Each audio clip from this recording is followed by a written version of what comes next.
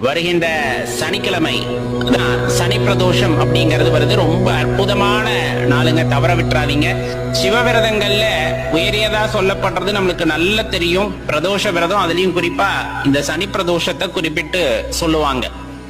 இந்த நாள்ல இறைவனை வேண்டி விரதம் இருந்து வழிபடுபவருக்கு கேட்ட வரம் கிடைக்கும் அப்படின்னா அதுல மாற்று கருத்தே இல்லை. அதுலயும் குறிப்பா பாத்தீங்கன்னா இந்த தேய்பிறையில வருகின்ற சனி பிரதோஷம் ரொம்ப அற்புதமானது.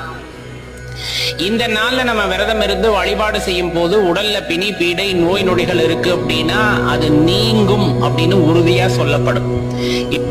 இன்னொன்னு, சனி பகவானுடைய பார்வையினால் ஏற்படக்கூடிய பிரச்சனைகளிலிருந்து விமோசனம் கிடைக்கும் அப்படின்னு சொல்லுவாங்க. ஏன்னா இப்ப குறிப்பிட்ட சில ராசிகளுக்கு பாத்தீங்க அப்படின்னா சனி பகவானுடைய உக்கிரமான பார்வையில் ரொம்ப கஷ்டப்பட்டுட்டு இருப்பாங்க. அவங்க எல்லாமே இந்த சனி பிரதோஷத்தன்னைக்கு சிவபெருமானுடைய ஆலயத்திற்கு சென்று சிவபெருமானை வழிபடும் பொழுது அந்த